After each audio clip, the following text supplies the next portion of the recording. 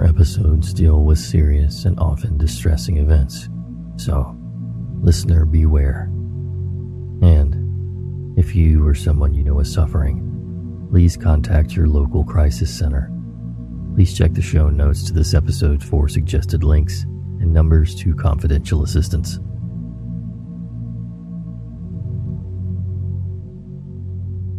Welcome back to another season of the Nightmare Society. It's taken a while to get off the ground this year, so thanks for your understanding. The struggle is real with keeping this podcast thing alive and balancing our full-time lives. And we strive to bring you some great episodes this year, but we'll be taking some time to review our efforts at the end of the year and see if it is sustainable again for the next year. We shall see where life takes us. Again, thank you.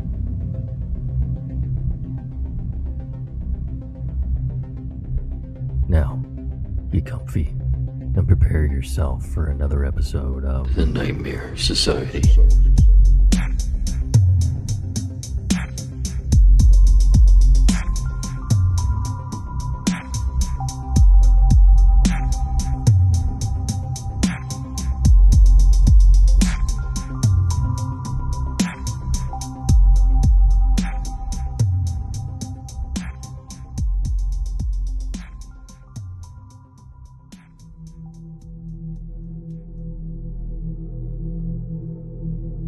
Out back of my neck of the woods is an old dirt road.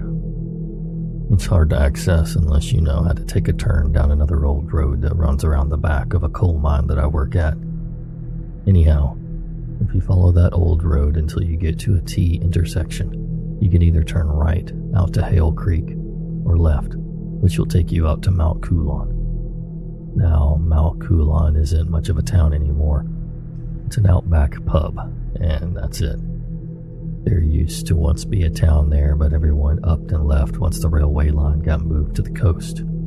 That was the only reason the town existed for so long, or for as long as it did. It wasn't the start of the town, though. Way back in the early 1900s, gold was found in them there hills by a prospector named Thomas Coulon. He staked his claim and settled there with his family. Some local aboriginals found him and his family living on their land. They weren't too happy about it, so they attacked his home, throwing rocks through the windows and antagonizing him. Well, Thomas went out and shot a lot of them all dead. Then, in a fit of grief over what he had done, sat down on his porch and blew his own brains out all over the wall behind him. Fast forward to the year 2021. I was working out at Hale Creek Mine at the time on the maintenance crew. I'd had a big 7 nights of 12-hour shifts and had very little sleep. I had left my mining camp the following afternoon still not feeling the best, but set out for the long drive back home to Moranbah. Anyhow, dusk came along, then nightfall. I was driving for what seemed like forever trying to make my way back home. I was constantly looking out for the turn-off of the old back road that ran up behind Goonyella Mine, but it never came. I kept on driving and driving. Hours went by. I was on a very unfamiliar road.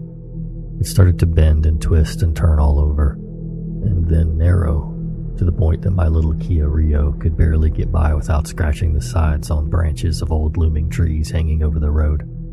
I was definitely lost. So I pulled over to check my Google Maps. No signal. Of course. I was so confused. Did I miss the turn? I thought maybe it's a little further up, so I pressed on and kept driving. Then out of nowhere I see an old and worn sign to the left of me, on the side of the old dirt road. Mount Coulon, 15K. I thought, okay, yep, I've gone way too far out of the sticks. Better turn around. Before I could though, I saw off to my right the entrance to what looked like a cemetery, with an old and rusty archway, and above on the archway was in rusty wrought iron lettering, Betsy's Rest. Well, my curiosity got the best of me, so I veered in there to have myself a quick squiz. And there it was, a road that went in a giant U shape around an old cemetery full of tombstones. generations of cattle farmers and jackaroos, etc., who all must have worked on the various stations in the area. It gave me the spooks really bad. So I got out of there quick and made my way back to the old back road. I kept heading back from whence I came, hoping and praying I'll find this bloody T intersection. Over an hour passed, and then my worst fear happened. The fuel light flickered on my dashboard. Crap, I'm driving on this road in the absolute middle of nowhere. It's now midnight. No one will probably find me for days if I ran out of fuel. I was absolutely crapping myself. This is the outback of Australia. You run out of fuel, water, food in the outback. You've just signed your death certificate. Done and dusted. All I had was a couple of sandwiches I took from the camp mess hall and a bottle of water. Better than nothing, but not enough to last a couple of days stranded on the side of an old back road with no phone signal. So I keep cruising along, being extremely careful not to go too quickly or over-accelerate around the twists and turns. As I'm driving along this lonely road, I see a shadow out of the corner of my eye. I think nothing of it though, keeping focused on the road ahead. Then I hear it, swooping and whooshing noises above my car. What? I look up and see that I can only describe what looked like a giant bat creature with red eyes flying directly above my car. It startled me, made me accelerate at a rapid rate. Yet it's flying overhead, gliding effortlessly, keeping in pace with me. I'm watching my speedometer reaching neck-breaking speeds, and I'm bouncing all over the old bumpy dirt road, while this creature glides down to my driver's side window, looks inside at me, and grimaces. Then, just as it does, it dries up and disappears into the night air as quickly as it had appeared.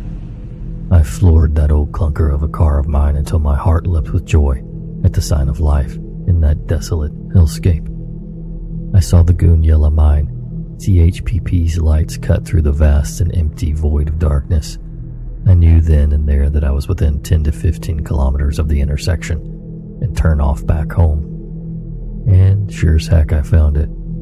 Anyhow, I managed to get all the way back home and very grateful that my clunker ran on an oily rag and the vapors in my tank kept me alive. I told my partner at the time all about the nightmare I had been through as she had been expecting me home the evening prior. It was now 6 a.m. the following morning.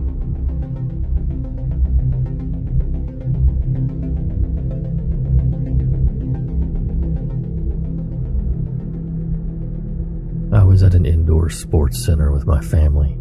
My family and I were there to support and cheer on my brother who was playing soccer. I was sitting in the stands and told my mom I had to use the restroom. She immediately grabbed my hand and was ready to go with me. I told my mom I wanted to go alone, and she quickly responded and said, "Are you sure?" with a surprised look on her face.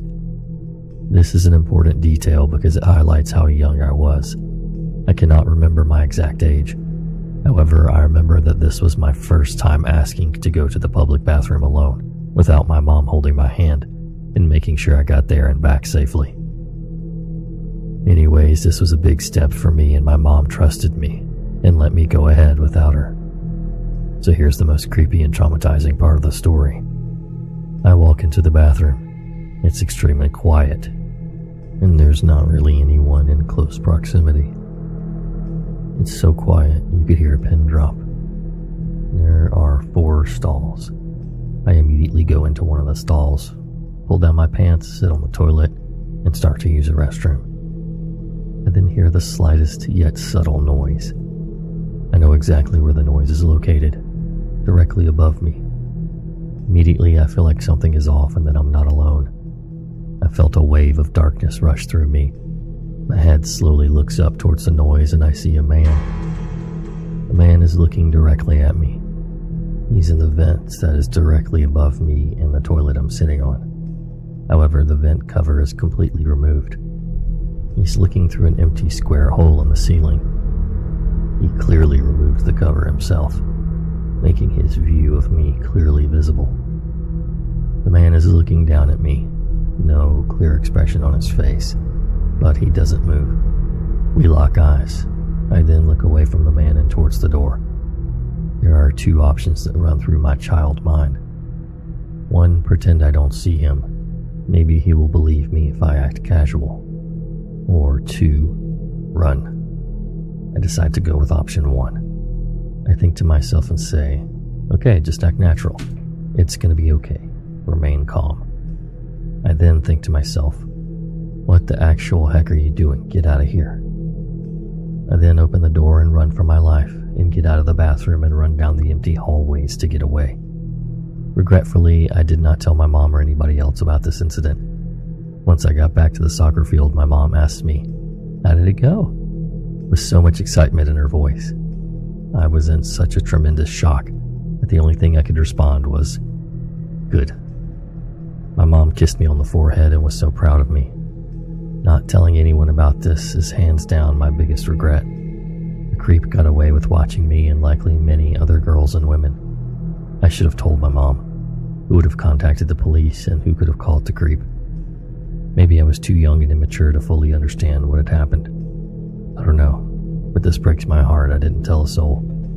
So creepy sir who traumatized a young innocent child. I hope we never meet again.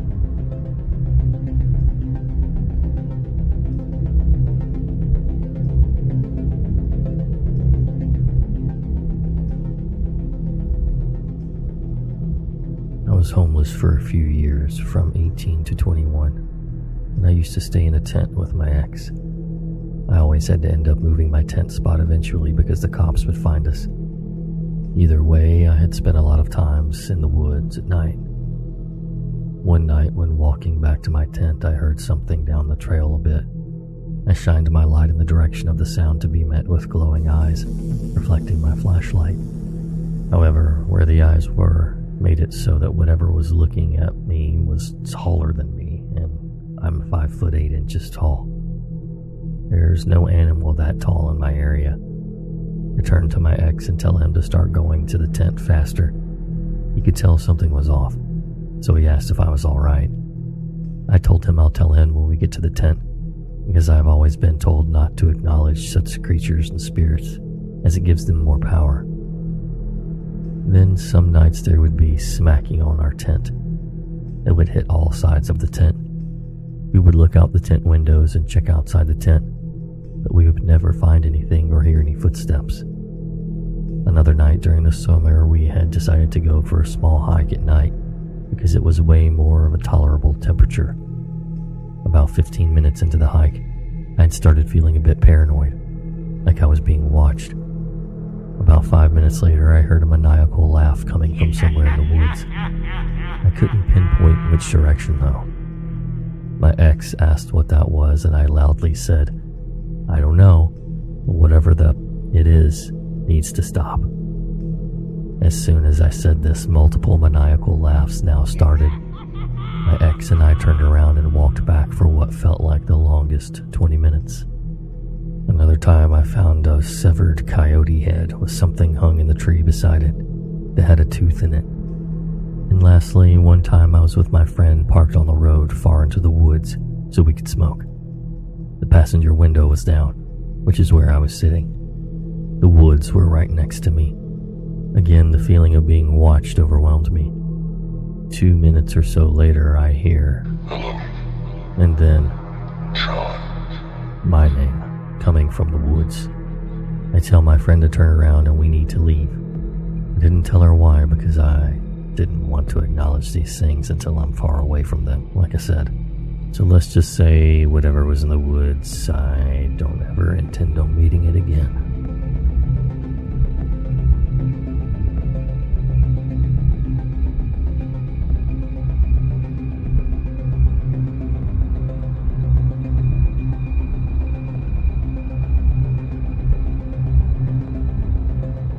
We're at my father-in-law's for Christmas. He lives in South Jersey, in a pretty remote area just north of Bern State Forest. It's quiet, and always a little eerie, but felt especially weird with the overcast weather and unseasonable warmth of the last few days. We did Christmas dinner at my brother-in-law's and got back pretty late. Because of the radiator heat and outside temps, we slept with the windows open.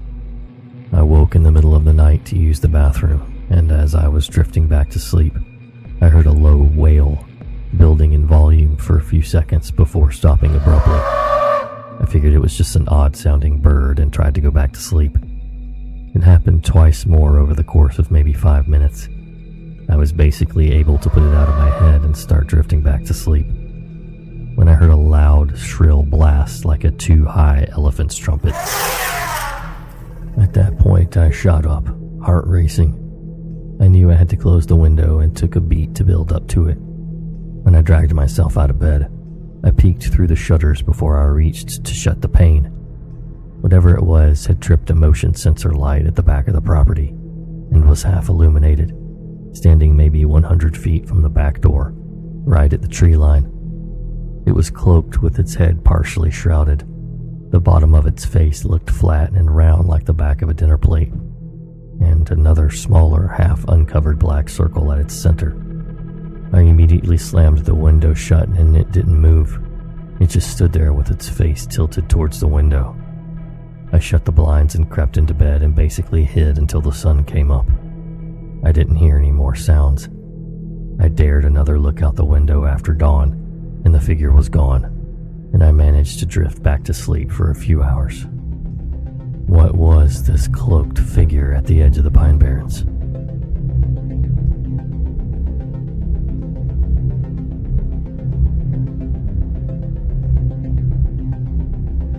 So, to give a little background information on this story, which is 100% true, I'd like to start with the fact that I am European. My friends and I are from Spain. And when this happened, at the end of September 2023, we were fairly new to the US. I moved here a while back for law school, and so did my friends. We had been living here for a few months and decided to explore the nature of this beautiful continent, as we all lived in New York City. So, long story short, we decided to go on a road trip to Canada, drive around Lake Ontario, and then drive back to New York City through upstate New York. I'm a guy and my friends were 3 females, and for the sake of anonymity, we'll call them Lisa, Anna, and Charlotte. Everything went super smooth until the last night. So for our last night, we had rented an off-grid cabin in a remote area in the woods of upstate New York. To give some locals an idea, we were like half an hour drive from Harrisburg, I think. Me and Lisa had decided to spend one night in this cabin because it was one with nature. The cabin was super old, made from log wood, and there was no running water or electricity. Both me and Lisa had experience with survival in the wild in Europe. I, for myself, had been a Boy Scout my whole life, and even was a scout leader for a while. Our other 2 friends were, as much as I loved them, purebred city girls. They had pretty much zero experience with camping, or just being in a place where there's no service for the phones, as was the case with this cabin. We had been driving all day to get there, and when we reached the beginning of the forest, it was already well past 10 p.m., and it was really dark that night. While driving to this place, we lost internet connection with the GPS, so I had to drive to the cabin on intuition paired with a good old-fashioned map, hoping for the best, while trying to drive safe on these muddy trails. It was also rainy the whole day. On the way there, Anna and Charlotte were in the back of the car, and the moment they lost phone service, they got pretty uneasy for the rest of the ride. All of a sudden, in the pitch-black darkness of the forest, we all saw a campfire, but there were no houses around, or people, just a campfire, a well-organized one since the fire was not spreading and it was not as big as a bonfire. It kind of startled all of us, as this was a little bit weird, since there was no one around and we were really deep in the forest already. Plus, it was getting very late. When this happened, we also reached the end of the trail and we figured we had taken the wrong trail at a crossroads before. So I turned around and we were on our way out again. Half an hour later and a couple of wrong trails later, we finally had arrived at our destination, as we could finally see the first glimpse of this godforsaken cabin in the middle of nowhere. To give you an idea of how old it was, the potty was made out of wood, and was outside the cabin. When we arrived, it was still raining, and both Anna and Lisa were definitely not in the mood for getting out of the car and going into a cabin with 0 lights.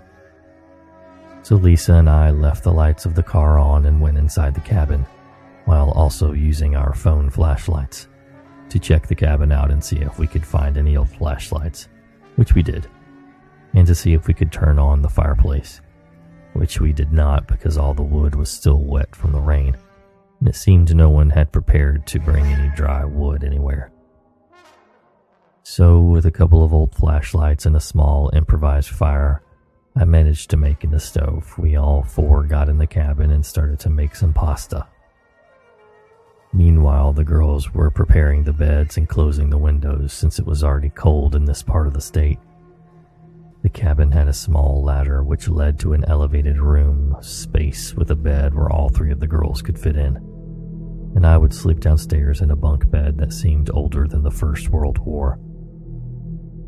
While making pasta, Anna, one of the city girls, came up to me and, knowing that both Lisa and Charlotte did not like to hear anything scary at night, told me that she had seen an old cemetery in the middle of the forest on the way to our cabin, and that she had seen a figure walking around there. I first laughed it off as nothing. As I mentioned in my previous story, I don't consider myself a big believer of scary stuff. Being from Spain, we take promises very serious. To swear on God is very serious for us, and she swore to God that she was not lying. I told her then that I believed her, but that there was no need to panic as I would lock all the doors and we would go to sleep. So we ate and managed to make a couple of s'mores, which are lovely by the way, and drank a couple of beers. Or at least I did. They all just had one. I can assure you that I am not drunk after a couple of beers, and that I would never start to hallucinate. Just saying, in case anyone thinks I saw stuff because of beer. They all 3 went to sleep pretty soon after that. And I, considering that I really love the outdoors and that I don't really mind a little bit of rain, decided to take my last beer and a flashlight outside to the front porch, also very old and made of wood, and sat down with my beer while enjoying the sound of rain and the lovely sight of not seeing a single light in the distance. I could greatly appreciate this coming from New York City, and I just scanned the area with my flashlight. There was nothing much really to see besides a lot of trees and a small creek a little further away. All I could hear was the wind, the rain, and the running water down in the creek. That was until I suddenly heard what I would describe as a weird roar. The first thing that came to my mind was a bear, but I had researched well before our trip and I knew bears were not common at all in this part of the state. I also know what a bear roar would sound like, and it did not resemble it, except for the fact that it was a deep roar, if you get what I mean. Startled but not really scared, I continued to scan the rest of the forest as far as I could. It was then and there my eye caught the glimpse of a figure, well hidden deep into the tree line. I would describe the figure as tall, probably about a foot taller than me, and I'm 6'4". Maybe even 2 feet taller than me. It was well hidden because it had brown fur. At least that's what I think it was, or the skin in any case, blended in well with the trees in autumn. It was definitely aware of our presence, as I saw 2 eyes glimpsing into my flashlight. I could not tell you what it was, but I swear to God that it was not a bear. It was bipedal and had rather long arms.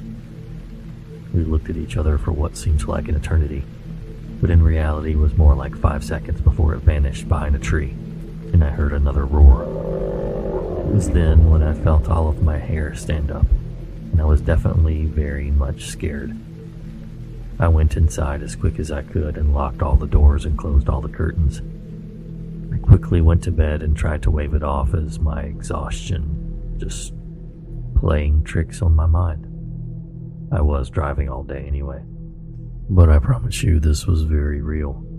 After an hour or so, I had calmed down and finally fell asleep. The rest of the night was uneventful, And the next morning, the weather had cleared and it was rather sunny, and as far as I could see, the forest was calm and beautiful.